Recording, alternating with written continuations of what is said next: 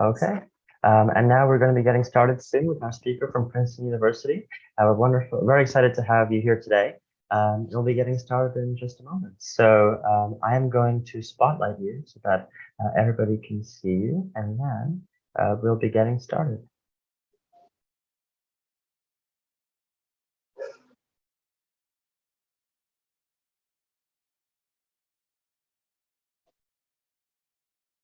Here today.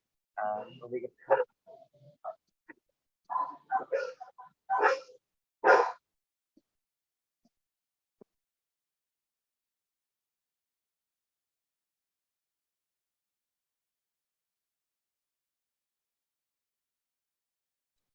Okay, and with that, take it away. Hi, could you just go back to the first slide for me? Oh, yes. Thank you. Okay, hello everyone. My name is Azariah Jones, and I'm currently a rising junior at Princeton University. I'm studying Black and Performance Studies, dance, theater, and new media. But I just want to start by saying thank you so much to everyone for coming out to this event. It really means a lot to me, and this is my first time speaking at a festival and about my work so publicly. So I'm just really excited to let you guys know some more about it. And thank you to Mark specifically for everything that you have done to create SWIFF. It really is like a very, very like amazing program. And I'm sure we're all very thankful to you too for being able to be here. So yeah. Thank you. My presentation today is called Making Magic, Taking the First Steps as a Low Budget Amateur Filmmaker.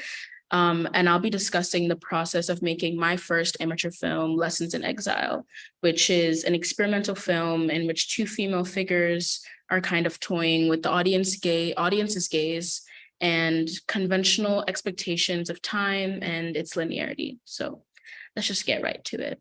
You can go to the next slide, please.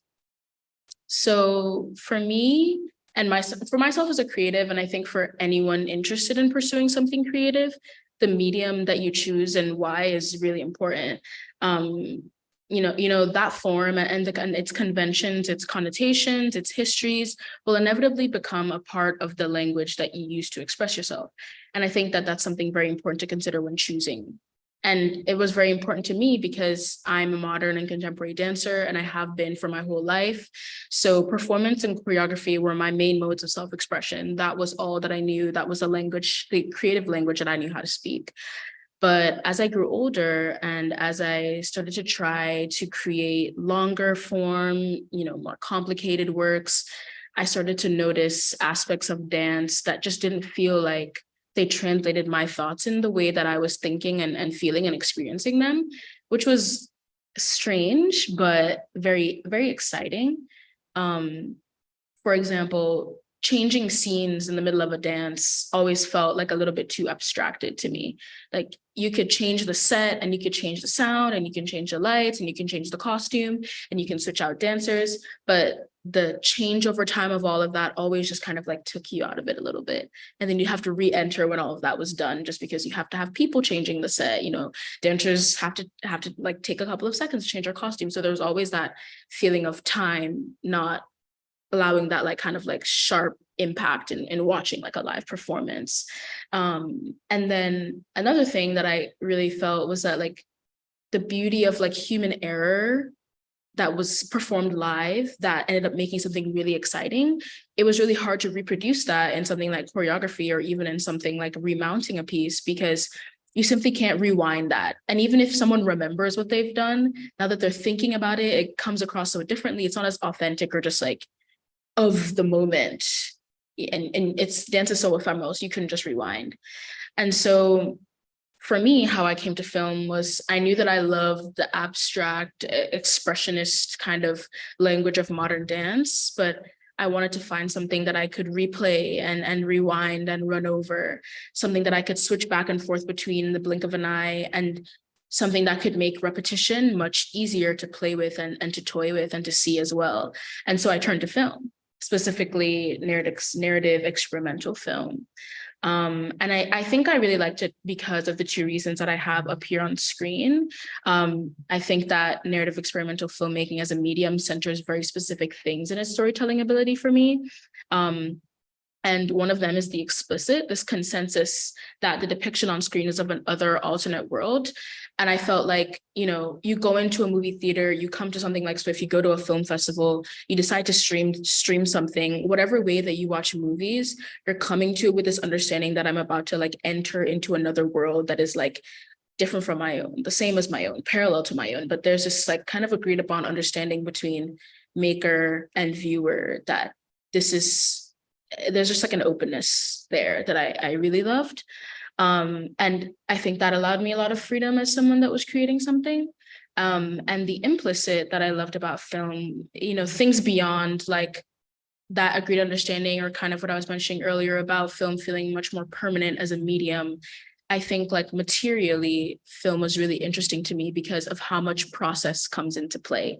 And that also made me think a lot about photography and photographic process and how that comes out really explicitly in viewing a film. You know, there's a very different feeling in viewing a digital picture versus like something that's been shot in like a 35 millimeter, you know, thinking about like texture and grain and how that changes the time period that you feel like you're in when you're looking at a film, or like the aura or the aesthetic that it's trying to come across.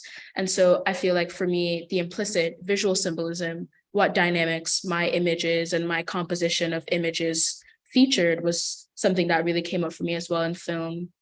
And thinking about how viewing and different mediums of viewing on a phone, on a big screen, on a computer, like could also offer like more like expansion in my storytelling. So yeah, that's why I've kind of started to dabble in film in this way. You can go to the next slide, please. And so in constructing my film as an amateur filmmaker, the two big questions that I asked myself were, one, what is your vision? How does your film look like in your mind's eye? What aesthetics does it have? Who are you paying homage to? If you had all the resources and the experience, what would your film look like? And two, what do you have? You know, I was like, I need to be realistic so I can meet a middle ground. What is my budget? What is my location? Who are my actors? What do I need? Do I need a camera? Do I need editing software? Do I need music and image licenses? And I just started to collect these questions that came up as I was starting to think about what I wanted to do. I was also on the other hand, thinking about how can I do that? And so for my film, what I knew was that a lot of my budget was going to be used on transporting actors, festival fees, and Premiere Pro, which is editing software.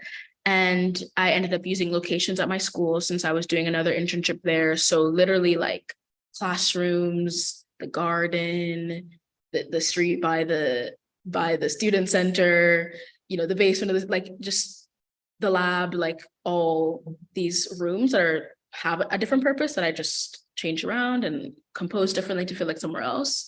And in terms of a camera, I actually ended up using my iPhone as the camera.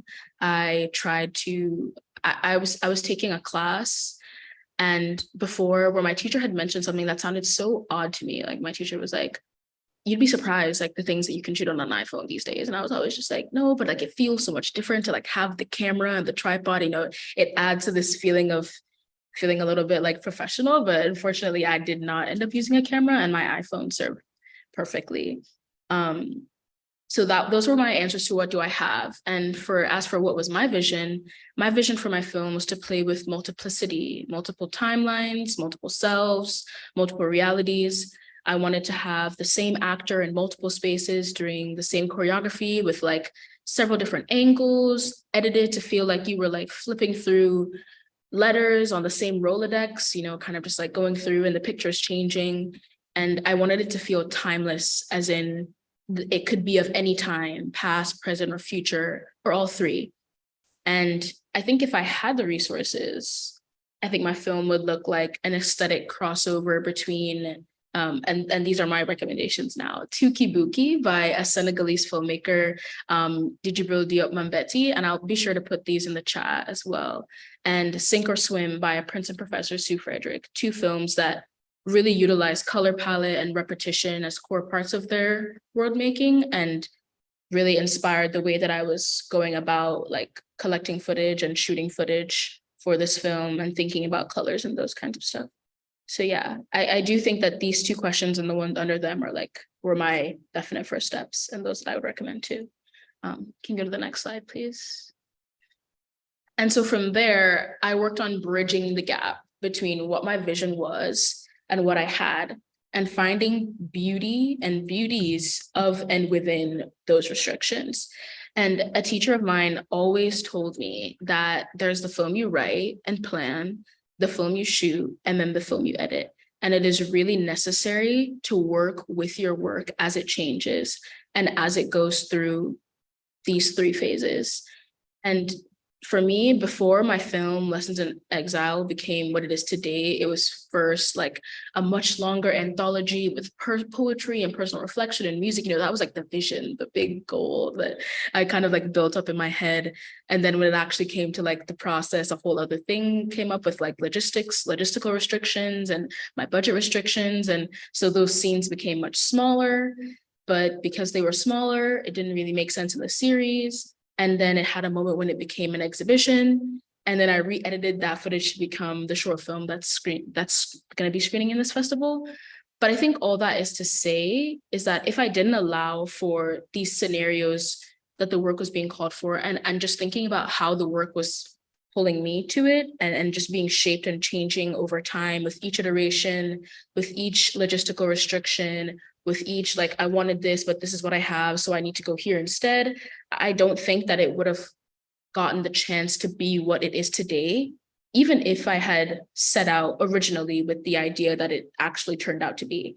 I feel like, yes, there is such a thing as over editing, but I didn't really see this or feel this as part of my process, because each time that I went back to it, it felt like the work took on an entirely new form and revealed something new to me and about the footage. And I truly believe that going over and allowing it to change over time through each step kind of ended up drawing me back closer and closer to my original ideas, more than I could even realize in the actual process of making. So if there's anything that you take away from today, it's this: work with your work as it changes. Can you go to the next slide, please?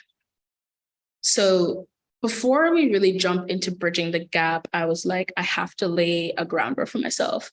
And of course, restrictions can generate a lot of creativity and beauty in the end product, but I still wanted to avoid as many as I could, as many as were unnecessary to the creation of work. So the ones that weren't really driving me towards being more creative, but were more so driving me towards being just like incredibly frustrated. And a lot of that ended up being like technical issues. And so I ran to Google before I even laid hands on a camera. And there were a number of things that I found being very useful. So the first was YouTube tutorials. And I feel like a lot of us might know that one, but I just have to reiterate it. I would search up the simplest tricks, like how to reframe, how to make a blur, how to color. And I think you'd really be very surprised like how helpful and updated and specific the tutorials on there are. Like really the simplest tool, like how to move my frame like three things to the left, like anything. So that was the first. And then to avoid the expensive sound licenses, I went straight to BBC Sound Effects, free sound resource. And this page has a lot, I think, especially for the kind of soundscapes I was interested in creating, more like isolated sounds that kind of come together to make a symphony through like the creation of sound design. And so from here, I got things like the sound of the reel, buzzing sounds, humming sounds, sounds from like a busy street. I got the bird song of a Jamaican native bird that I would hear outside my window, which added a whole other layer to my work, and just kind of played around with how and when those would pop up to kind of create like my own soundtrack in that kind of way. And also sound that I recorded, like, I was at the beach, I recorded the waves, and I was thinking about ways of using sound around me as well to kind of also avoid having to pay for music licenses. And I also really utilize free film effects packages from other creators on Instagram or YouTube. And this is where I got effects like the Super 8 camera look to kind of simulate the kind of camera that I couldn't afford. I just sent a quick confirmation email to the creator, and poof, I had a package that I could add like burns and flickers and framing and timing effects to like make it seem like I had a different kind of camera that was not my iPhone. So that especially was really helpful to me. I also utilize a lot of tips and forum pages. They're really helpful for navigating technical issues with Premiere Pro on my computer and exporting things. What's the best way to export, the best format, how to organize my bins, everything I can imagine. And then I would also just text friends that I knew had experience as well in Premiere Pro or in computers or in filmmaking. I'd ask questions at tech stores about specs on computers. I'd ask former teachers, like all that kind of stuff. So I was also really leaning on my community as well in that way. And as for sourcing equipment and locations for filming, I turned to school, class resources. As I mentioned again, I would go to the lab, I'd go to the seminar room that I had my class in last semester. I would use a student basement, I use a dance studio, anything you can imagine. I use a hallway at my school. So I think if you are in any kind of place that you can take advantage of that, I would really recommend it. It saves a lot in terms of finding somewhere to shoot and negotiating contracts, all of those things, which is really hard as an amateur filmmaker who's just I'm just trying to make my first thing and try and get off the ground. I also asked peers, neighbors, teachers, family, and friends. I would ask in my school group chats, does anybody have an attic I could borrow? Could I do this at someone's dining table? All those kinds of things. And not just friends and peers that were in filmmaking as well, literally just anybody that I knew that might have been able to help me in some way. And as for equipment, as I mentioned before, use my good old iPhone to shoot 60 frames per second, 4K. And obviously this isn't the most convenient, but it was what I had. And the size of it, it drained my battery completely, but in the end it worked. And I got pretty good at getting some steady moving shots, holding my phone, or being able to get right up close to get a good frontal shot. So really take advantage of that. Do not underestimate the power of your smartphone to be your camera in these opportunities if that's what you have. Yeah. Can go to the next slide, please. Other resources that I also used, watching movies. I went straight to my college's Canopy account, watch all the films I could about everything and anything, ones I liked, ones I found boring. I try to make it all the way through so that I could really learn from others' experience with the craft.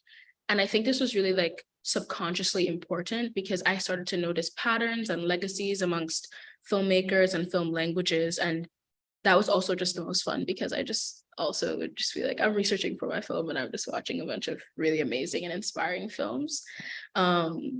And I would also read about movies and read film theory and critique. And I think this was really important to me because I was trying to learn more about reception and audience and trying to be really intentional about the images I was composing. Because as a first timer, I didn't want it to just be that I was just going in blind, making whatever, and not also thinking about what my images were implying, the dynamics it was creating, what it was calling back to.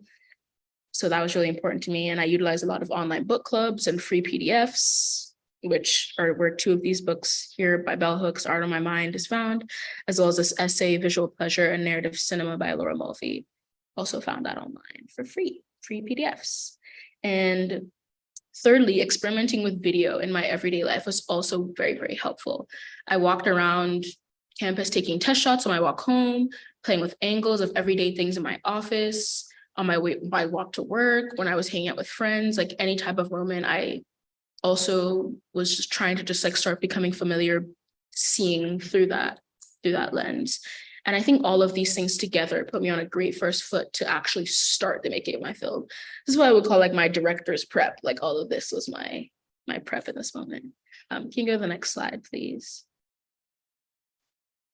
But of course, even going in with the research, I think it feels inevitable at this point to think about any production, especially that of an amateur filmmakers, with little to no crew or budget that goes with any sort of hiccup. And for me, my biggest hiccup was that in my shoot plan, I wanted to create 2 timelines that belong to the same person, but with complications with travel that kind of messed up my shoot schedule. By the end of the shoot, I only had 1 timeline. And it didn't get all the aspects that I had hoped for. It was really fragmented, bits and pieces together. What I ended up with was what it looked like was a lot of test shoots for what could be a great film.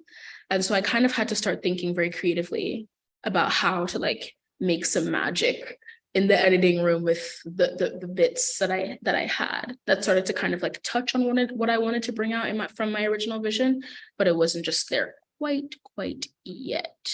Can you go to the next slide, please? So now I had to return to my vision, and I had to ask, how can my vision be best expressed with the tools now at my disposal? The tools that I've found through reading, the tools that I found through research, the tools that I found through being realistic about my budget and what I have, leaning on my peers, my teachers, my friends, neighbors, free online resources. How can I gather all of this together to now produce the best thing, the best film that I possibly could have? The best looking film, not necessarily conceptually, but getting that like professional look. Can you go to the next? Thank you. So I immediately returned to the themes of my original vision: relationality, continuity, multiple selves, timelines, perspectives. And for me, with one round of manipulation left, I've had the film that I've wanted to shoot. I had the film that I planned and I wrote. I have the film that I actually shot. And now I have one more moment to take it into the editing room, one round of manipulation left. And I thought, how could I translate that in my editing through using these techniques of visual doubles, manipulation of time, and parallelism? Next slide, please. Which ended up creating this. These are some stills from the opening of Lessons of Exile. This is footage that I shot on my iPhone. I'm using a package that I downloaded from a YouTuber for free, thank you, with some effects that I've put over it. And I ended up with only my one POV, and I wanted two to kind of like match side by side. So what I kind of ended up doing was looping the same footage, flipping it so it looked like they were two pairs together. Looping it in different ways, playing with timing, playing with who was doing what when on which side, to kind of have the feel of each of the figures on each side being a completely different person with a completely different like timeline. You can go to the next slide as well. Thank you. These are just a couple more images and stills to kind of demonstrate how I was trying to play with multiple selves and multiple perspectives with one set of footage. This film burn I also got from the package that I downloaded from a YouTuber. So yeah, this is my end product and kind of how all of this planning that I've been talking about produced this. So yeah, next slide, please. Yeah, so that's all I have, but if you guys have any questions, I'd love to answer some of them. Okay, thank you very much for that, Azariah. We really appreciate your presentation. We're very excited about learning about your movie and the process you went through, and it's very inspiring. So now we're going to go to the Q&A session for our speaker today from Princeton University. I have a few questions already in chat, and if you'd like to ask some more, please message them to me directly in the chat and I'll ask them. Okay, so the first question that we have here, let's see. Okay, we have from Evelyn. She said, "Hi, thank you for sharing your cinematic vision with us. Do you consider that each stage of the film is like the process of a new film? Because I see each area is very fixed in itself. Many researchers, it's like a puzzle. Very interesting from the point of view of the complete work." I think for me, it ended up being that each step of the process was a different film in and of itself. Because, for example, I had the film that I like shot, that I planned to shoot, that I wrote out before I actually got there with the camera. I said, okay, I know I'm gonna get this scene. It's gonna come together in this way. I'm shooting exactly for what I want to cut. But I had a shoot schedule of about 2.5 days. And at the end of the first day, I was like, this is definitely not gonna happen. So in the middle of that second, more like fixed process, I ended up having to essentially reroute that last day and a half to create the scenes that I now imagined I would need to edit something that was like a little bit more complete. So like a lot of things got gypped, a lot of things got combined, a lot of things got added in the middle of that process, which I think in my mind kind of like created a new film because it was different from the film that I had imagined before I even set foot on for that first day of production. And then in editing, I personally couldn't help but kind of like still try to, I started out by still trying to do my original vision in like a compacted way, if that makes sense. Like, just like if this was a bigger vision, I was like, okay, I'll just make a mini version of that. That feels like a little bit more achievable with what I have. But of course, it's not going to work because it's the same vision. And I have completely changed it from changing that last day and a half of shooting. So in that moment, again, I start the process of creating something that's an essentially new film. I have to go back to my vision, look at my raw materials, which is this footage that I've now shot, and think what can come of this. And I think there was a lot of frustration, and it's kind of hard. I'm very bad at, they say like killing your darlings when you have this idea and this is just like what you set out to make, and then you can't make it anymore because of all these other complications. And it's just like, I have to like let go of this idea that I've been like dreaming of. So I was always bad at that. So it was like, I would kind of kill my darlings and then introduce something else that just inevitably made it something new again. So yeah. Yeah, thank you very much for that, Azariah. And now we have a question from Josh. Is your film available online if we missed the festival screening? A phenomenal presentation, by the way. Yes. Thank you. It is not available online, to my knowledge. It is not available online. But if you message me, I can give you a private Vimeo link. I'm not sure if you could just like send me your email, message me your email privately. You should also try and catch it at the festival as well, Yeah. if you can. Okay. Yeah, wonderful. And we have a question from Alex. He says, what advice do you have for student filmmakers who are just breaking into the industry? I think my biggest piece of advice, I think I have two big pieces of advice. I think my first would be, don't become discouraged. And I know that sounds very cheesy, but like for me, when entering this is my first film and my first time entering into anything, I had a lot of restrictions. Like, I wasn't paying for any festival that was like more than $10. So I was doing like free festivals that were like around $10 because that was just what I could afford. And then, it's like, even if you had like 20, maybe you get into like 3 or 4 or 5. But I think for me, when I did get like that rejection or those feelings of being discouraged, it kind of came back to like looking at my work. And I kind of had to ask myself, like, am I proud of this thing that I've made? Like, no matter what, someone else has to say about it, like, is this something that I've watched and I feel like, no, I can remember that I remember what producing this was like. I remember what editing was like. It's like my baby. I've like cared for it and nurtured it, and it's born. And people are judging it, yes, but at the end of the day, it's still something that I'm proud of. So my first piece of advice is don't be discouraged. And my second piece of advice is when you do feel discouraged, you have to ask yourself, is this something that I'm proud of? Is this something that I feel like I believe in this piece of work? And I think for me, that was what kind of helped me keep going and keep trying at festivals. It was like, and made me enter festivals in the first place, because I wouldn't necessarily enter something that I didn't feel like I was proud of and that I believed in. So I feel like, don't be discouraged and believe in yourself and your work. Yeah. Thank you very much for that, Azariah. And now we have a question from Patrick. He asks, to excel as a movie maker, in your opinion, should we focus on making lots of movies often, or rather perfecting one, even if it takes some time? I think I lean towards perfecting one. And I think that doesn't mean that you can't shoot and work on other things in the meantime. But I mean, I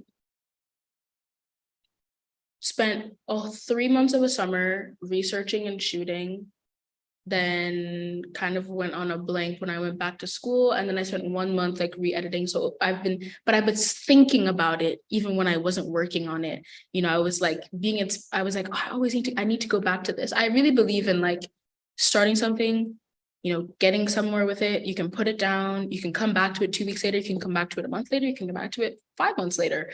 But I believe in taking the time to make something very good rather than making a lot, especially if it's your first time making something, because no matter what, it's going to take you a lot of time to make it really great. Like, because you're an amateur filmmaker and starting out as a movie maker, there are just things that are going to be revealed to you in the process. And I think, as you can see from my presentation, like the process was really, really important to me, and it was one of the biggest takeaways from making this film that I've got. So I feel like taking the time, really experiencing the process, really understanding the process will set you up to, in the future, hopefully be able to make more films in a shorter amount of time. But I'd say make one, focus on one. You can put it back to it. Yeah. Yeah, thank you very much for that advice. And now we have a question. It says, what component do you value the most in a film? Content, technical support, high-end camera, location of the film, or sound? Definitely sound is one, for sure. My teacher, another teacher, I just took my first film class this past semester. And the thing he would always say was that sound is like images to the eyes. Like, it's so important. It like takes you out of the film if the sound is not great, and it can put you even further into an image if the sound is really great. So never underestimate the power of sound and a soundscape to just take your work to the next level. Especially for me, not shooting on a great camera, like sound was so important, became so important. And then I think the next thing would be like composition and visual. I don't know if that was an option or it's akin to one of the options, but I think that you can say a lot. Like, my film has no dialogue, and I think you can say a lot without saying anything, because if you think about it, visual is not just like where you're shooting, what's in the set that you're shooting, what is your actor wearing, is there an actor, is the actor not a human, what's the color of the lighting, what's the color that you've chosen to color correct in, what's the color palette that you've chosen. There are a lot more like messages that I feel like I can send out via the visual and visual composition. So I think those are the two most important things to me. And I think after making this film, and knowing a lot more about all like different kinds of packages and effects and edits that you can use, like quality of camera footage is obviously important, but not as high up there as I think I would have previously thought. Okay, thank you very much. And now we have a question from Mauricio. He says, what was your biggest obstacle during set? My biggest obstacle was time and location, and the fact that I was a one-person crew. So because I was shooting at my school and I went scouting all these different places, like, it was very disjointed. So I would have to shoot here, pack it all up, fix the space how I left it, because it's a classroom or something, and I've just completely like rearrange it, walk across campus, go to the next set, and then my actor just had to do this choreography 8 times. So they're already kind of a little bit like, ugh, I need to pack this all up and then move here, and I'm not getting paid. And I was like, I'm sorry. So locations and the strategy of where my locations were ended up affecting the time that I had to shoot. And then that was worsened because I was a one-person crew. So I think those were definitely my biggest obstacles. And lighting. But then it all just comes back to the time, because if you plan to shoot all during the day and you make it during the day, then you won't really have to worry as much about the light changing, but the light changes and I'm like, but I don't have lights. So, it's a lot. It just kind of ended up coming back to location and time and one-person crew. So those were definitely my biggest obstacles. Yeah. Okay, thank you for sharing the insight. And now we have a question from Ludmila.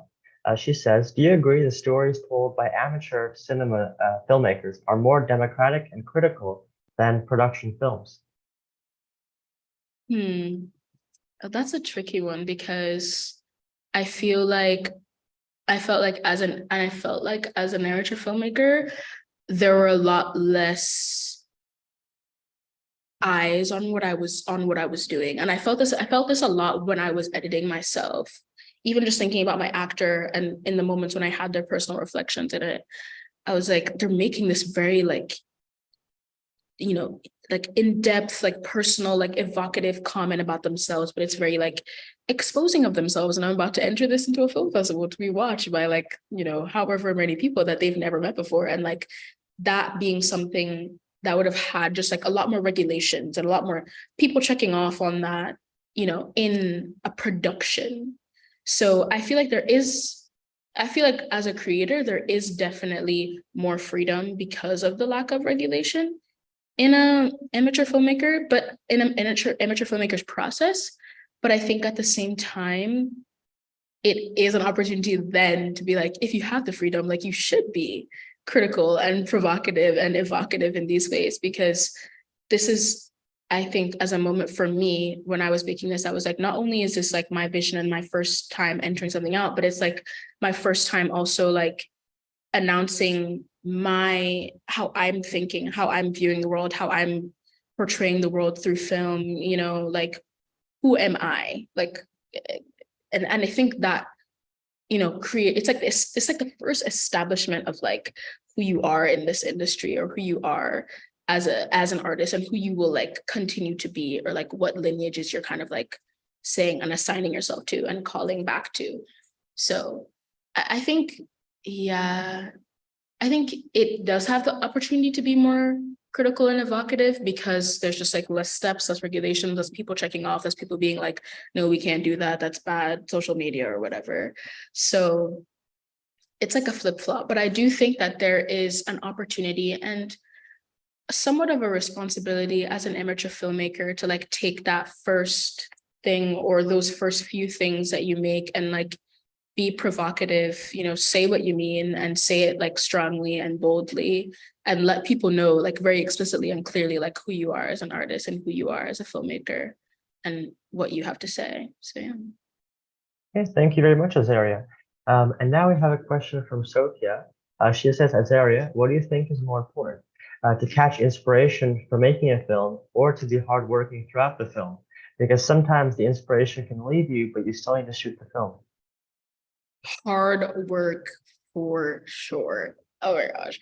Hard work for sure. I remember like, I can't tell you like how many like deadlines for festivals, or like opportunities I missed by just being like, oh my God, like I just can't work through the lack of inspiration. Like I just, yeah. So I definitely would say hard work, because inspiration, as you said, can ebb and flow and come and go, but it will always come back to you. So I think hard work, being able to work through those days when you have no inspiration, being able to just be like, okay, let me just do sound design. Okay, let me just color correct. Okay, let me just like center these frames and work on little tasks like that aren't necessarily about like making a conceptual vision, is really, really important in the long term. And then it's like when you have those bursts of inspiration, then the hard work just goes by like this. But there will be moments when it flows, but I think the undertone underlying that all is the hard work for sure.